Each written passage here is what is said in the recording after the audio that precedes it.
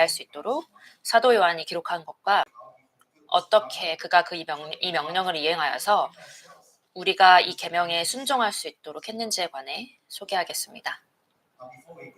성경 본문으로 들어가기 전에 먼저 요한의 첫 번째 서신이라는 이름의 요한일서에 대한 배경을 말씀드리도록 하겠습니다.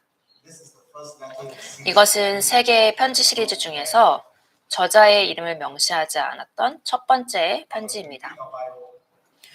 우리는 성경을 읽었고 또 편지의 제목에 근거하여서 이것들이 요한에 의해 쓰여진 것이라는 것을 알고 있지만 원본에는 이 서신들의 제목이 없었습니다. 그러므로 신학자들은 원본들을 연구할 필요가 있었고 이 편지 속의 언어적인 특성과 단서들을 바탕으로 저자를 확인하려고 노력했습니다. 이 서신들을 연구한 어떤 신학자들은 그것들이 사도 요한에 의해서 쓰여진 것이 아니라 그들이 장로인 요한이라고 이름을 붙인 다른 사람에 의해 쓰여진 것이라고 결론을 지었습니다. 그들의 주장에 대해서는 자세히 설명하지 않겠지만 그러한 주장들에도 불구하고 어떻게 우리 선조들이 이 서신들의 저자를 사도 요한으로 알아내었는지 살펴보도록 하겠습니다. 세 개의 서신서 모두에서 저자는 그 자신을 장로라고만 지칭합니다. 그러나 또한 우리에게 그의 정체성을 추측할 만한 일부 단서들을 제공하기도 합니다.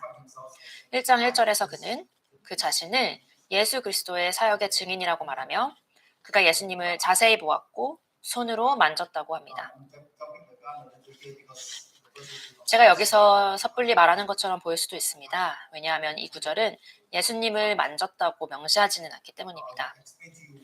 그러나 그는 생명의 말씀을 손으로 만졌다고 합니다.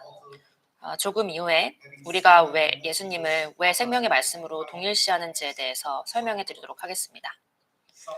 저자는 예수님을 눈으로 보고 자세히 본 사람입니다. 이는 우리가 그를 바로 예수님과 꽤 가까운 사람이었을 가능성이 높은 제자로 확인하는 데 도움을 줍니다. 또 다른 단서는 이 편지의 문체 및 용어가 거의 요한복음에 사용된 것과 동일하기 때문입니다. 요한복음 역시 이 저자의 이름을 밝히지는 않으나 그는 그 자신을 바로 예수님께서 사랑하신 제자라고 말합니다.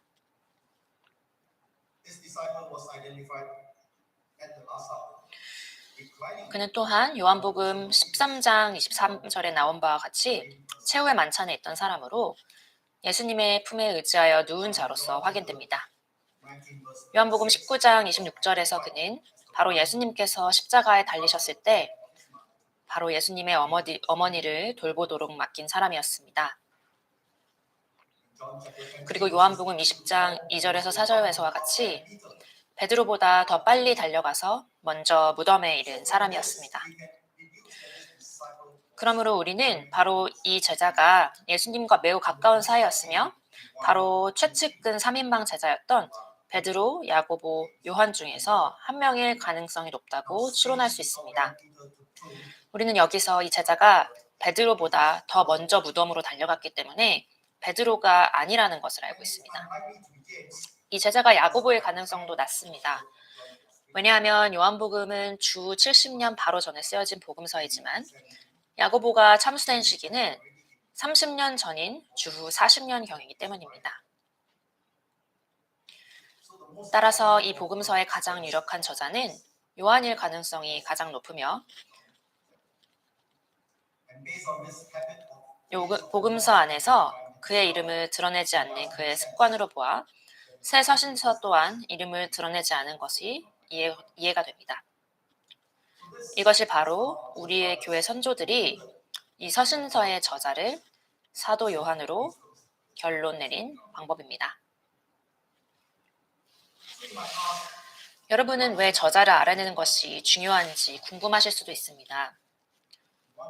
어떤 의미에서 이것은 전혀 중요하지 않습니다. 왜냐하면 이 서신을 쓰도록 저자가 성령님으로부터 영감을 받았기 때문이며 저자가 그의 이름을 생략한 것도 그러한 영감을 받았기 때문입니다. 이 서신의 내용은 저자가 누구인지 따라서 변하는 것이 아닙니다. 반면에 저자의 정체성은 중요합니다. 왜냐하면 이 저자가 서신을 쓴 것이 사실인지를 확인할 수 있기 때문입니다.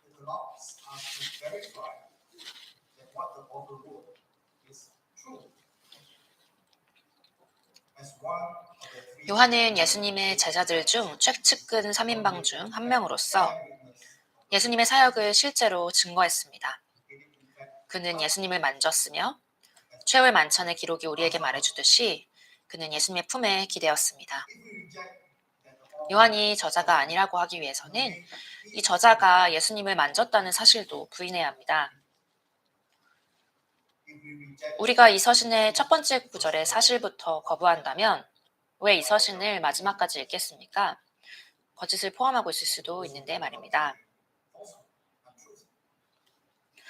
그러나 바로 첫째 구절이 사실이라는 확신이 있기에 우리는 바로 서신의 나머지 부분에서도 같은 확신을 가질 수 있는 것입니다. 이제 우리는 이 서신의 저자의 정체성에 대한 확신이 있으므로 다음으로 그가 무엇을 썼는지 살펴보도록 하겠습니다. 영화의 맥락과 분위기를 조성하는 오프닝 장면과 흡사하게 이 서신의 처음 몇 구절은 이 저자가 서신에서 전달하고자 하는 내용의 맥락과 분위기를 조성합니다. 1절은 이렇게 말씀합니다. 태초부터 있는 생명의 말씀에 관하여는 우리가 들은 바요, 눈으로 본 바요, 자세히 보고 우리의 손으로 만진 바라. 아멘. 우리가 먼저 결정해야 할 것은 바로 이 첫 구절의 주제입니다. 첫 번째 구절은 무엇에 대해서 말씀합니까? 영어 성경에서는 단어의 순서가 한국어 성경과는 조금 다른데 바로 that이란 단어가 첫 번째 단어입니다. 요한이 말하는 이 첫 번째 단어, 그것이 바로 주제입니다. 그렇다면 이 that, 그것은 무엇을 의미합니까? 우리는 바로 생명의 말씀으로 쓰인 구절의 마지막 부분에서 단서를 발견합니다. 요한은 바로 여기서 생명의 말씀을 말하는 것입니다. 그러면 이 말씀이 무엇입니까? 이것은 우리가 오늘날 우리 손에 들고 있는 바로 이 성경입니까? 그 당시에는 현재 형태로 성경이 편집되지 않았기 때문에 가능성이 적어 보입니다. 요한은 이 말씀을 요한복음에서 언급합니다. 이제 요한복음 1장을 살펴보도록 하겠습니다. 이 장에서 다른 몇 구절도 함께 찾을 예정이니 요한복음 1장을 계속 열어두시기를 말씀드립니다. 요한복음 1장 1절은 이렇게 말씀합니다. 태초에 말씀이 계시니라. 이 말씀이 하나님과 함께 계셨으니 이 말씀은 곧 하나님이시니라. 아멘. 또 계속해서 4절의 첫 번째 부분을 살펴봅니다. 여기서 우리는 그 안에 생명이 있었으니 라고 읽습니다. 이 몇몇 구절에 근거하여 우리가 확신할 수 있는 것은 요한이 요한일서에서 생명의 말씀이라고 썼을 때 이 말씀은 복음서에서 쓴 것과 같은 말씀이라는 것입니다. 우리는 요한복음을 읽음으로써 이 말씀이 바로 하나님의 아들이신 예수님을 가리키는 것을 알 수 있습니다. 예수님은 생명의 말씀이십니다. 그렇다면 여러분은 그 안에 생명이 있었으니 라고 하는 이 구절이 왜 이렇게 특별한지에 대해서 물을 수도 있습니다. 우리 모두가 생명을 가지고 있지 않습니까? 왜 말씀 안에 있는, 즉 예수님 안에 있는 생명이 그렇게 특별한 이유는 무엇입니까? 다시 요한복음으로 돌아가서 우리는 3절을 읽습니다. 만물이 그로 말미암아 지은 바 되었으니 지은 것이 하나도 그가 없이는 된 것이 없느니라. 아멘. 모든 것이 예수님으로 인해서 만들어졌습니다. 하나님 아버지께서 모든 것을 말씀을 통해서 예수 그리스도를 통해서 만드셨습니다. 이것이 의미하는 것은 살아있는 모든 것이 바로 예수님으로 말미암아 지음을 받았고 모든 살아있는 것이 생명을 갖기 위해서는 생명의 말씀이신 예수님께서 그들에게 생명을 주셔야 한다는 것입니다. 예수님 안에 있는 생명은 특별합니다. 왜냐하면 그 안에 있는 이 생명이 모든 것에게 생명을 주셨기 때문입니다. 이것은 우리 안에 있는 생명이 우리 자신만의 생명만을 유지시켜주는 것과는 다른 것입니다. 우리는 예수님과 비교할 때 어떤 누구에게도 생명을 줄 수 없습니다. 우리는 우리 자신 안에 있는 생명을 통제할 수 없습니다. 예수님 안에 있는 생명과 우리 안에 있는 생명의 또 다른 차이는 오늘 본문 9절의 2절 말씀에 나와 있습니다. 이 생명이 나타나신 바 된지라 이 영원한 생명을 우리가 보았고 증언하여 너희에게 전하노니 이는 아버지와 함께 계시다가 우리에게 나타나신 바 된 이시니라. 아멘. 사도 요한을 통해서 우리에게 보여진 이 생명이 바로 그 영생입니다.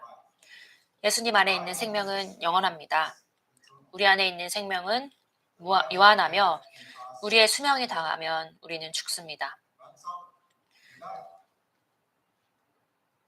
예수 그리스도 안에 있는 생명은 영원하며 무한하며 이것은 예수님이 자연적으로 죽음을 맞이할 수 없다는 것을 의미합니다. 예수님 십자가에서 예수님의 죽음을 기록한 요한복음 19장 30절은 이렇게 말합니다. 예수께서 신포도주를 받으신 후에 이르시되 다 이루었다 하시고 머리를 숙이니 영혼이 떠나가시니라. 아멘. 영혼이 떠나가시니라 라는 말은 예수님께서 그분의 영혼이 숨을 거두셨다는 뜻입니다. 예수님께서 다 이루었다 라고 말씀하셨을 때 그분은 기꺼이 그분의 생명을 포기하시고 죽으셨습니다. 예수님은 그분 안에 생명이 더 이상 없었기 때문에 돌아가신 것이 아니라 오직 그분 따라 아버지의 뜻을 이루고 돌아가시기 위해서 자신의 생명을 잠시 내려놓으신 것입니다. 어느 누구도 사람으로서 자신의 의지를 발휘하여 죽을 수 없습니다. 우리는 우리의 생명을 통제할 수 없기 때문입니다. 우리가 가진 생명은 우리 자신의 것이 아니라 우리에게 주어진 것입니다. 그래서 우리는 자신으로 생명을 연장시키거나 줄일 수 없습니다. 반면에 예수님은 그분의 생명을 완전히 통제하십니다. 왜냐하면 생명이 그분께 속해 있으며 그분으로부터 비롯되었기 때문입니다. 그렇기에 예수님께서 원하실 때에 그분의 의지만으로 자신의 생명을 내쳐놓으실 수 있었습니다. 이것이 바로 정확히 십자가에서 일어난 일입니다. 역사적으로 십자가에 달린 사람은 그 사람의 신체적 건강에 따라서 3시간에서 며칠 이내로 죽었습니다.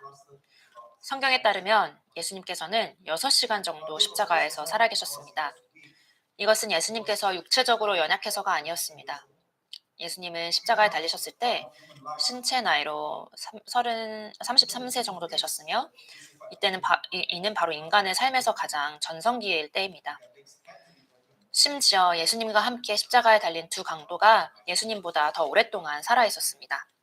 그리고 요한복음 19장 31절에서 33절에 나와 있듯이 그들의 다리는 그들을 서둘러 죽게 만들도록 꺾였습니다. 예수님은 그분의 십자가의 죽음이 이사야 53장 8절 하반절의 예언을 성취할 수 있도록 기꺼이 그분의 생명을 내려놓으셨습니다. 이사야 53장 8절 하반절은 이렇게 말씀합니다. 그가 살아있는 자들의 땅에서 끊어짐은 마땅히 형벌받을 내 백성의 허물 때문이라 하였으리요. 아멘. 영생을 소유하신 분께서 그분의 백성의 허물을 인해서 돌아가셨습니다. 일시적인 생명을 가진 우리는 우리의 생명을 연장하기 위해서 우리가 가진 이 삶을 붙잡으려고 우리가 할 수 있는 무엇이든 할 것입니다. 그러나 끝이 없는 생명을 가지신 분께서 우리 죄인을 위해서 기꺼이 돌아가셨습니다. 따라서 우리가 이 영생을 그분과 함께 누릴 수 있도록 하기 위해서입니다. 우리 주님의 사랑의 행위가 얼마나 놀랍고 멋진 것입니까? 또한 바로 요한일서 1장 2절의 마지막 부분에 써있는 바와 같이 이 영생은 바로 우리에게 나타내신 바 되었습니다. 나타나다라고 하는 단어는 미리암 웹스터 사전에서 감각, 특히 시각에 의해서 쉽게 인식되는 것으로 정의합니다. 생명은 추상적인 개념입니다. 생명은 우리가 볼 수 있거나 만질 수는 없지만 우리는 생명의 징후들을 보고 느낄 수 있습니다. 그러므로 이 영생이 우리가 보거나 느낄 수 있는 방식으로 드러나지 않는다면 우리는 영생을 보거나 감지할 수 없을 것입니다. 그래서 우리가 이 생명의 말씀을 볼 수 있게 하기 위해서 이 영원한 생명으로 드러나는 예수님 자신의 모습을 우리에게 사람의 모습으로 나타내 주셨습니다. 사람이 볼 수 있고 만질 수 있는 인간으로 말입니다. 이것이 바로 요한이 1절에서 생명의 말씀을 그가 들은 바요, 눈으로 본 바요라고 말할 수 있던 이유입니다. 생명의 말씀은 예수님의 육신으로 우리에게 나타내신 바 되었습니다. 요한은 예수님의 지상사역의 거의 모든 시간을 함께했으며 이 기간은 3년 정도 되는 기간이었습니다. 요한은 예수님이 피와 살을 가지고 있는 실존 인물인지 스스로 충분히 확인할 수 있었을 것입니다.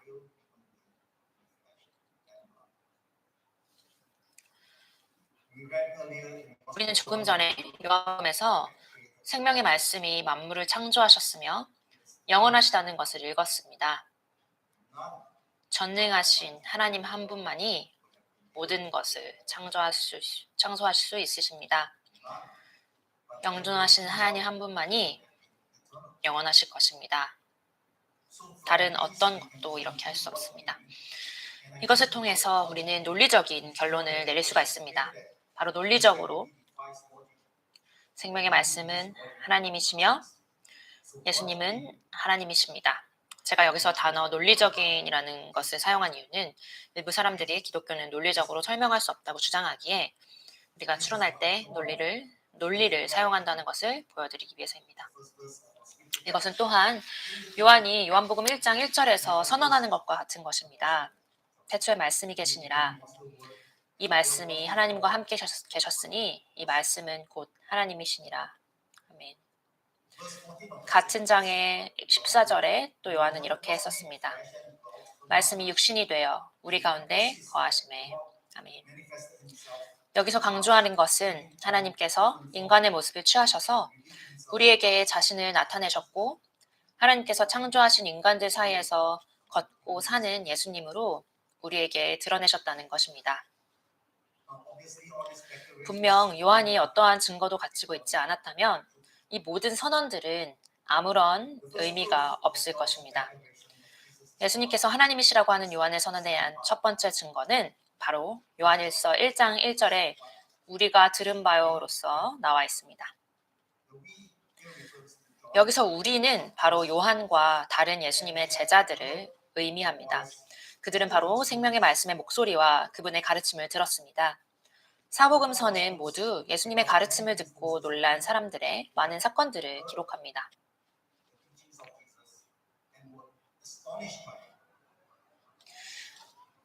마태복음 7장 28절에서 29절은 이렇게 말씀합니다. 예수께서 이 말씀을 마치심에 무리들이 그 가르치심에 놀라니 이는 그 가르치시는 것이 권위에 있는 자와 같고 그들의 서기관들과 같지 아니하밀러라. 아멘. 마가복음 6장 2절의 첫 부분은 이렇게 기록합니다. 안식일이 되어 회당에서 가르치시니 많은 사람들이 듣고 놀라 이르되 이 사람이 어디서 이런 것을 얻었느냐? 아멘. 누가복음 2장 46절에서 47절은 예수님이 겨우 12살이셨을 때 일어난 사건에 대해서 기록합니다. 사흘 후에 성전에서 만난즉 그가 선생들 중에 앉으사 그들에게 듣기도 하시며 묻기도 하시니 듣는 자가 다 그 지혜와 대답을 놀랍게 여기더라. 아멘. 많은 어린이들에게는 이제 막 유년 시절을 보내고 있는 나이인 12살에 예수님은 바로 하나님의 성전에서 율법 교사들과 담론을 하고 있었습니다. 얼마나 놀라운 일입니까?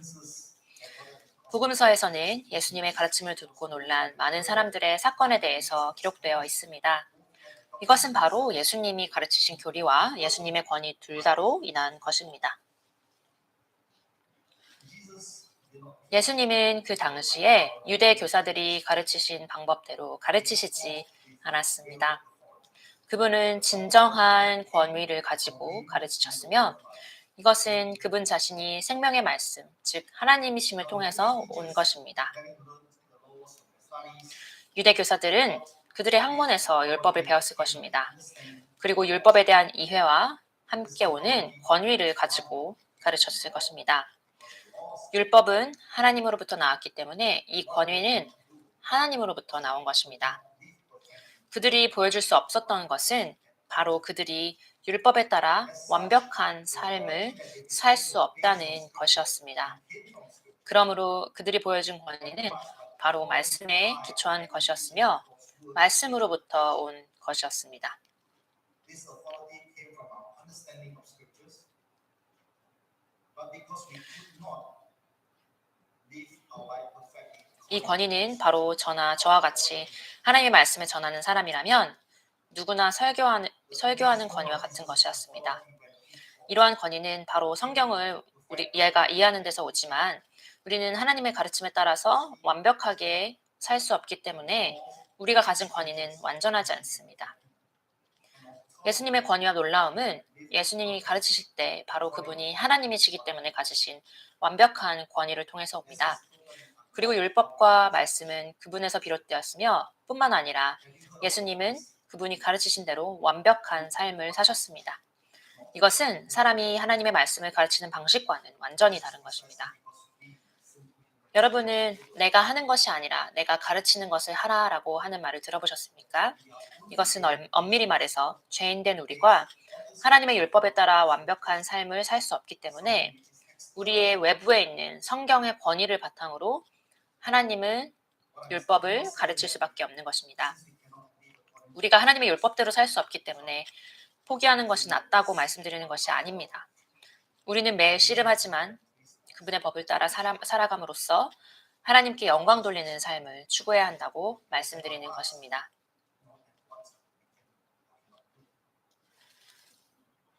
하나님은 자비로운 분이십니다. 그리고 하나님은 우리가 할 수 있는 것이 아니라 우리의 마음을 보십니다. 이것에 대해서 더 자세히는 다른 기회에 설교를 전하도록 하겠습니다. 따라서 예수님의 신성의 증거는 바로 사도들이 그분의 가르침을 목격한 것, 예수님께서 가르치신 것, 더 중요하게는 어떻게 예수님이 하나님의 권위, 완벽한 권위를 가지고 가르치셨는지를 통해서입니다. 요한은 그가 예수님의 말씀을 들었을 뿐만 아니라 생명의 말씀을 보았다고 주장합니다. 바로 그가 나타나신 예수님을 보았다고 하는 것입니다. 그는 우리가 눈으로 본 바요, 자세히 보고 라고 이렇게 말했습니다. 첫 번째로 요한이 본 것이 무엇인지에 대해서 말씀드리도록 하겠습니다. 그는 예수님을 3년 동안 따랐습니다. 그리고 그분의 가르침을 들었고 예수님이 하신 모든 기적을 보았습니다. 소경이 시력을 찾았고 중풍병자와 다리를 저는 자들이 일어서서 걷게 되었고 마귀와 귀신 들린 자들과 병자들을 고치시는 사역을 하셨고 아주 적은 양의 음식으로 수천 명의 사람들을 먹이셨고 무리를 걸으셨고 말씀으로만 파도와 폭풍을 잠잠하게 하셨고 죽은 자를 살리셨습니다. 이것들은 매일 일어나는 일상적인 사건들이 아닙니다. 만약 한 번만 기적이 일어났다면 우리는 이것이 요행이라고 말할 수도 있겠습니다. 그러나 한 사람의 주변에서 이렇게 많은 기적들이 반복적으로 계속 일어나는 것은 우리에게 무엇을 말해줍니까? 바로 예수님께서 일반적인 사람이 아니라는 것을 말해줍니다. 어느 누구도 이렇게 계속적으로 많은 기적들을 행할 수 없습니다. 제가 어렸을 때 저는 마술에 매료되었었습니다. 마술쇼를 보는 것을 좋아했으며 특히 데이빗 카퍼필드라는 마술사의 쇼를 좋아했습니다. 여러분 중에 일부는 이 사람을 알기에는 아마 어릴지도 모릅니다. 그러나 그는 1980년대에 꽤 유명한 마술사였습니다. 그의 마술쇼는 마치 기적과 같았습니다. 그러나 그렇지만 저는 이 마술이 행해지는 것을 저의 눈으로 보지는 못했습니다. 저는 오로지 TV로만 이것을 보았습니다. 그렇기 때문에 저는 여러분께 그가 행한 마술이 진짜였는지 증언하지 못합니다. 그러나 요한은 예수님께서 행하시는 이 기적들이 진짜였으며 환상이라든지 연기와 거울의 마술쇼가 아니었음을 증언할 수 있었습니다. 요한은 여기서 요한복음 14장 9절의 하반절에 사용한 것과 같은 헬라어를 사용합니다. 나를 본 자는 아버지를 보았거늘. 아멘. 분명히 이것은 바로 예수님을 본 자들이 그분 안에 하나님을 보았다는 것을 가리키는 것입니다. 이 제자들의 증언은 예수님께서 자신이 누구인지 말씀하신 바로 하나님의 아들, 바로 생명의 말씀, 육신으로 오신 하나님이신 예수님의 신성을 우리에게 증명해 주었습니다. 다음으로 우리는 왜 요한이 그의 눈으로 보았고 자세히 보았다고 했는지 궁금하게 됩니다. 이것은 그냥 같은 개념을 다른 단어로 반복하는 불필요한 것으로 보일 수도 있습니다. 그러나 제가 여러분께 말씀드릴 것은 바로 요한이 듣고 본 첫 번째 간증은 바로 예수님의 신성에 대한 증언이라는 것입니다. 바로 예수님이 하나님이시라는 것입니다. 그러나 두 번째 증언, 바로 그가 자세히 보고 손으로 만진 바는 예수님의 인성을 증언하는 것입니다. 요한은 예수님과 3년 동안 같이 살았습니다. 그는 보통의 인간으로서 예수님의 삶을 관찰했습니다. 예수님은 사람의 눈에만 보이는 어떠한 영혼의 형태로 나타나신 하나님이 아니셨습니다. 예수님은 바로 사람의 형태를 취하셔서 배고픔, 피로, 감정, 잠과 식사의 욕구를 느끼시며 바로 우리가 사는 것처럼 이 땅에서의 삶을 사셨습니다. 이 모든 것이 복음서에 기록되어 있으며 요한과 다른 제자들을 통해서 증언되었습니다. 그리고 그는 바로 생명의 말씀을 손으로 만졌다고 주장합니다. 요한은 그가 인간으로서 예수님을 만져보았다고 주장할 수 있습니다. 왜냐하면 요한은 예수님이 사랑하는 제자였으며 예수님과 매우 친밀한 관계였기 때문입니다. 최후의 만찬에서 그는 바로 예수님의 품에 기대어 이렇게 질문했습니다. 주를 배반할 자가 누구입니까? 이것이 바로 예수님이 육신의 피와 살을 가진 사람이라는 인성의 증거였습니다. 요한복음에는 제자들이 예수님을 만진 또 다른 기록이 있습니다.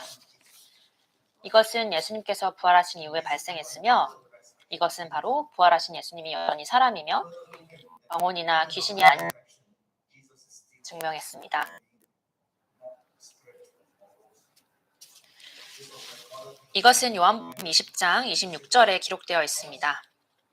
바로 예수님의 12제자 중 하나였던 도마가 의심 많은 도마라고 하는 별명을 얻은 곳이 이 부분입니다. 도마는 다른 제자들이 부활하신 예수님을 보았다는 사실을 의심했습니다. 그리고 그는 예수님의 손의 목자국을 보고 자기 손을 예수님께서 목과 창에 찔린 곳에 넣어보지 않고는 예수님의 부활을 믿지 않겠다고 했습니다. 예수님은 도마에게 나타나셔서 그가 믿도록 예수님의 상처 자국을 만져보게 하셨습니다. 이것은 바로 예수님께서 부활하셨으며 여전히 사람의 모습을 하고 계신 것을 증언합니다. 우리가 제자들의 증언을 믿을 때에 우리는 요한복음 20장 29절에서 예수님께서 도마에게 주신 그 축복을 받습니다. 너는 나를 본고로 믿느냐? 보지 못하고 믿는 자들은 복되도다. 우리는 성경에 기록된 대로 예수님의 제자들의 증언을 믿는다면 복을 받을 것입니다.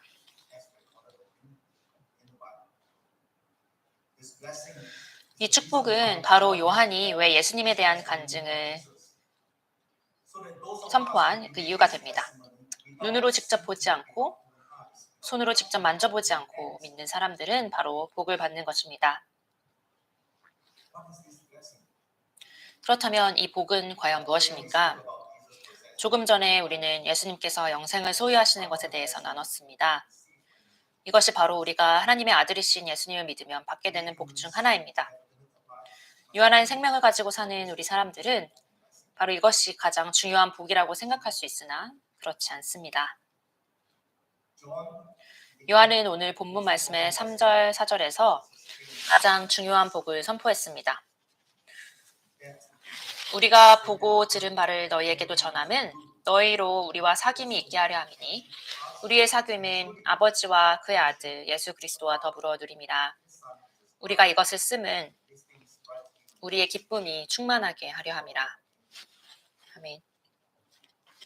Now, from these two verses, we can 이 두 see 구절에서 우리는 너희로 우리와 사귐이 있게 하려 함이니라고 하는 첫 번째 이유를 알게 됩니다. now, in the original context of this epistle, we would refer 원래 이 서신서의 문맥에서 너희는 바로 독자들을 의미하며 우리는 바로 요한과 다른 제자들을 의미합니다. 분명히 이것은 지금 현재를 살고 있는 우리와 관련된 것은 아니지만 우리가 오늘 살고 있는 오늘 현재 상황에 맞춰서 추론한다면 너희는 바로 우리가 예수님에 대해서 이야기하며 복음을 전하는 사람들을 말하고 우리는 바로 우리 그리스도 안에 있는 동료 신자들을 의미할 것입니다. So the first reason for testifying is 그래서 첫 번째로 예수님을 증거하는 이유는 believers. 믿지 않는 자들을 우리의 교제 가운데로 인도하기 위함입니다. 교제는 무엇입니까? We Christians sometimes use 우리 그리스도인들은 때때로 그 실제의 의미를 깨닫지 못한 채 이 거창한 단어를 사용합니다. sometimes found words, 우리가 자유롭게 사용하는 이 단어를 설명하기 위해서 우리는 가끔 더듬거리기도 하고 애를 쓰기도 합니다. Now, in Merriam-Webster 미리엄 웹스터 사전에서 이 교제라는 단어는 몇 가지 정의를 통해서 설명됩니다. 그리고 그중에 첫 번째는 어떤 동반자 관계로서 동반자 또는 친절한 사람들을 찾는 것입니다. 또 다른 의미는 동등한 사람들 사이에서 공통의 관심사에 기반을 둔 공동체라는 것입니다. 우리가 만약에 이 두 가지 정의를 기독교적인 맥락으로 받아들인다면 우리가 동등한 존재들이며 우리는 모두 죄인들로서 우리가 가지고 있는 공통된 관심사에 근거하여 친근한 동반자로 함께 모이는 공동체인데 여기서 우리가 가지고 있는 공통된 관심사란 바로 하나님을 영화롭게 하려는 것입니다. 오직 하나님의 하나뿐인 아들을 갈보리 십자가에서 우리의 죄로 죽게 보내신 창조주 하나님께 영광을 돌리는 것이 우리의 진정한 소망이자 바람입니다. 이것은 우리가 하나님 나라에 밖에 있는 사람들을 하나님의 나라로 데려오는 것을 의미합니다. 동료인 죄인들을 우리의 교제 안에 끌어들이는 것은 우리가 복음을 전하는 주된 이유 중 하나이며 바로 예수님을 증언하는 이유입니다. 이것은 우리가 하나님께 영광을 돌리려고 할 때에 우리가 서로 나누고 서로 가르치고 도울 수 있도록 하기 위함입니다. 우리는 하나님께 영광을 돌리기 위해 홀로 이 여정을 시작할 수 없습니다. 우리는 서로의 지지가 필요하며 특히 우리 앞에서 이 같은 길을 걸어온 사람들의 경험에서 배울 필요가 있습니다. 우리가 선배들로부터 배울 수 있는 기회가 있는 것은 바로 이 교제를 통해서 뿐입니다. 우리는 그들이 직면했던 실험과 어려움에 대해서 알 수 있고 또한 하나님께서 이 시련들을 통해서 그들을 어떻게 도와주셨고 그분의 이름에 영광을 가져다 주셨는지도 알 수 있습니다. 또한 동료 신자들과의 교제를 통해서 이것이 사실 하나님 아버지, 하나님의 아들과의 교제임을 깨닫게 됩니다. 우리는 우리의 이 땅의 우정에서 시작된 우리가 서로에게 느끼는 이 친밀감이 진정으로 하나님으로부터 비롯된다는 것을 깨닫게 될 것입니다. 우리가 하나님께 영광을 돌리려고 할 때, 하나님의 뜻을 찾기 시작할 때, 하나님을 생각하고 우리보다 하나님을 먼저 생각할 때, 먼저 둘 때에 하나님과의 교제가 시작됩니다. 그것이 우리가 진정으로 하나님과 교제를 맺는 방법이며 우리는 하나님과 공통된 관심사를 추구하며 그것이 바로 하나님의 뜻입니다. 요한복음 14장 6절에서 말씀하는 것과 같이 예수께서 이르시되 내가 곧 길이요 진리요 생명이니 나로 말미암지 않고는 아버지께로 올 자가 없느니라. 아멘. 바로 이렇게 선포하신 것처럼 오직 아들이신 그리스도를 통해서만 아버지께로 나올 수 있습니다. 예수님의 사도의 증언을 믿는 것을 통해서만 우리는 예수님의 복음을 믿을 것이고 그래야만 하나님과의 진정한 교제를 시작하도록 아버지께 올 수 있습니다.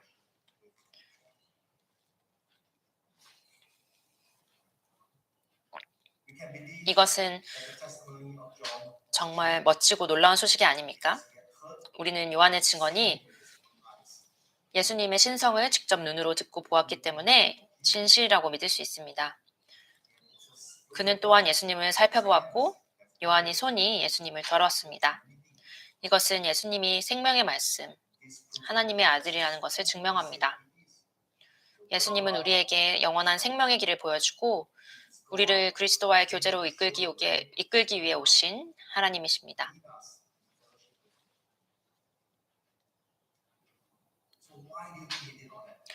여러분, 왜 그분이 그렇게 했다고 생각하십니까?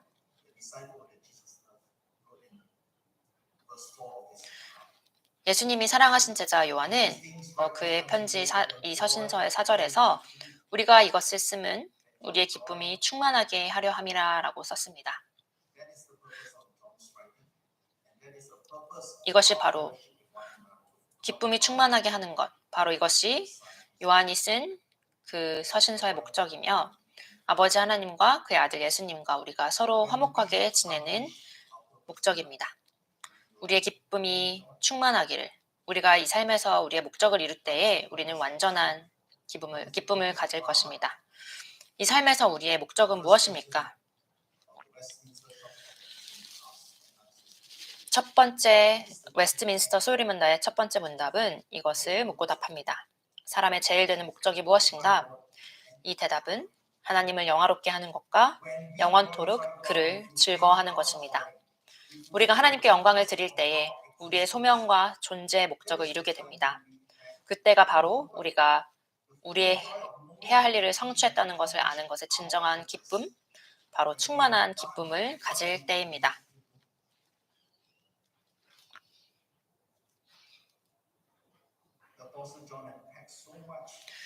사도 요한은 신자들에게 보내는 편지의 첫 4구절 안에 예수님의 신성과 인성을 재확인하는 증거로 많은 것을 담았습니다.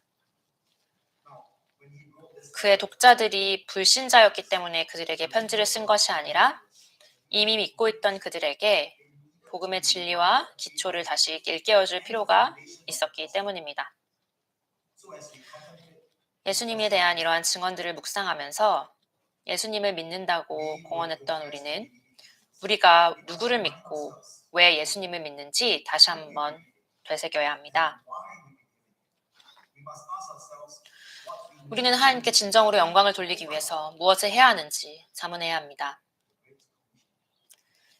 지상 명령은 단순히 우리가 따라야 하는 계명이 아니라 우리가 해야 할 일입니다. 그래야 우리가 더 많은 죄인들을 하나님과의 교제로 이끌 수 있습니다. 여러분은 조심스럽고 어디서부터 시작해야 할지 모를 수도 있습니다. 저는 요한의 예를 따르는 것이 여러분이 생명의 말씀을 듣고 보고 만져본 것을 증언하는 것으로 시작하기에 아주 좋은 것이라고 제안합니다. 가장 좋은 증언은 여러분 자신의 경험에서 나온 것입니다. 여러분이 모르는 것에 대해서 질문을 받았을 때에 그 사실을 인정하는 것은 부끄러운 일이 아닙니다. 만약 여러분이 이미 모든 것을 알고 있다면 생명의 말씀을 공부할 필요가 왜 있겠습니까? 그러므로 지식과 방법의 부족을 하나님을 증거하는 변명으로 삼지 마십시오.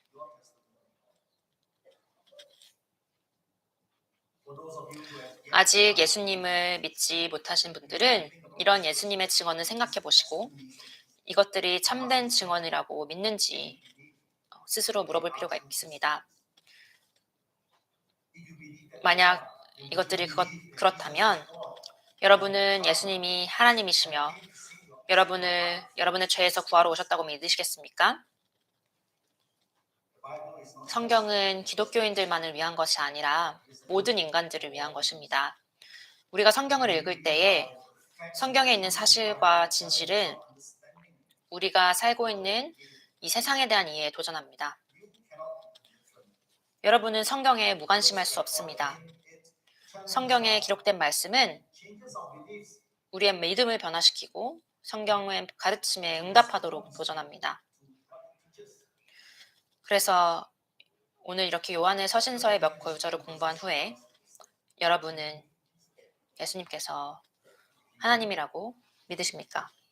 approach any of the session members or any of the senior members of the congregation, you will pray for them. 그렇다면 오늘 교회에 있는 집사님들, 장로님들 Gracious God and 에 Heavenly Father, 다가오십시오. 저희가 여러분을 위해서 기도해드리도록 하겠습니다. thank you for the testimonies of your 기도하시겠습니다. disciples. Father, we pray 감사합니다. 하나님, contemplate 하나님의 this testimony. 사도들의 증언을 Help us also 위해서 감사합니다. your testimonies to those who are outside your kingdom. 하나님의 나라 밖에 있는 사람들을 위해서 저희가 Christ. 그리스도의 증인이 될 수 있도록 도와주십시오. 감사드립니다. 예수님의 이름으로 기도합니다.